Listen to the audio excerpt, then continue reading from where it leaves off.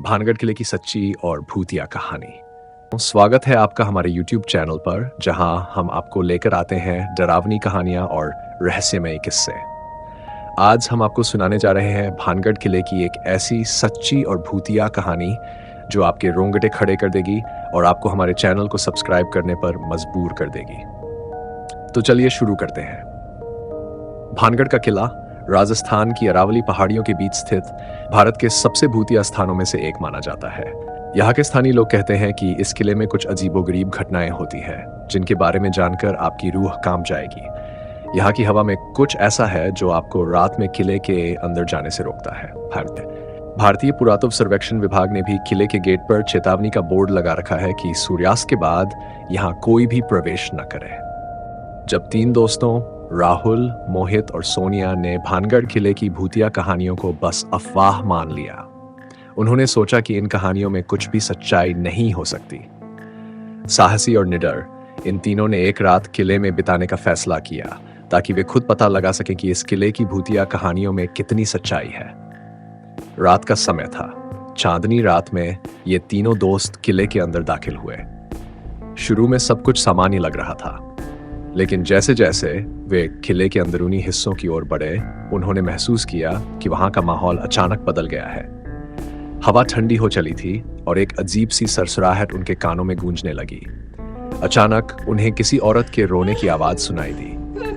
सोनिया ने आवाज की दिशा में देखा तो उसने एक परछाई देखी जो एक खंडहर के पीछे से गुजर रही थी। राहुल और मोहित ने इसे सोनिया का भ्रम मानकर हंसी में उड़ा दिया, लेकिन जैसे ही वे आगे बढ़े, उन्हें किले के एक कमरे से हल्की हल्की खटखटाहट की आवाज सुनाई देने लगी।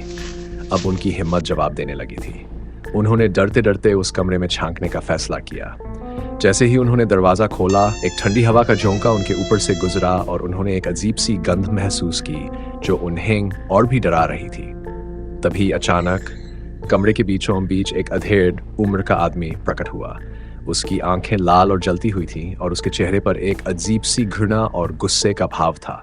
राहुल ने घबराकर भागने की कोशिश की, लेकिन उसके पैर जैसे जमीन में धंस गए हों। उस आदमी ने गुस्से में चिल्लाते हुए कहा, तुम यहाँ क्यों आए हो? ये जगह मेरे श्राप की है। अब तुम्हारा यहाँ से निकलना नामुमकिन है। मोहित ने जल्दी से कैमरे का फ्लैश ऑन किया, लेकिन जैसे ही फ्लैश की रोशनी उस आदमी पर पड़ी, वह अचानक गायब हो गया। तीनों दोस्त घबराहट में पसीने से तरबतर हो गए। वे तुरंत वहां से भागने लगे। भागते भागते राहुल का पैर एक पत्थर से टकराया और वह गिर पड़ा। उसे चोट लगी और वह बेहोश हो गया। मोहित और सोनिया ने राहुल को उठाने की कोशिश की, लेकिन तभी एक भयानक चीख उनके कानों में गूंजने लगी। उन्होंने समझ लिया था कि अब यहाँ एक पल भी रुकना खतरनाक है। किसी तरह वे राहुल को उठाकर किले से बाहर निकलने में कामयाब रहे। जब वे सुरक्षित स्थान पर पहुंचे तो राहुल को होश आया और उसने बताया कि जब वह बेहोश हुआ था, तब उसने एक भयानक सपने में उसी तांत्रिक को देखा जो उसे धमकी दे रहा था कि अगर वह कभी भानगढ़ वापस आया तो उसकी जान नहीं बचेगी। भानगढ़ किले की यह कहानी केवल एक कहानी नहीं है, ये सच्ची घटनाओं पर आधारित है।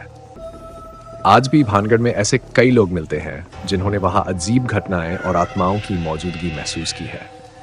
यही कारण है कि यह किला भारत के सबसे डरावने स्थानों में से एक माना जाता है। अगर आप भी इस तरह की डरावनी और रोमांचक कहानियों का आनंद लेना चाहते हैं तो हमारे चैनल को सब्सक्राइब करना न भूलें।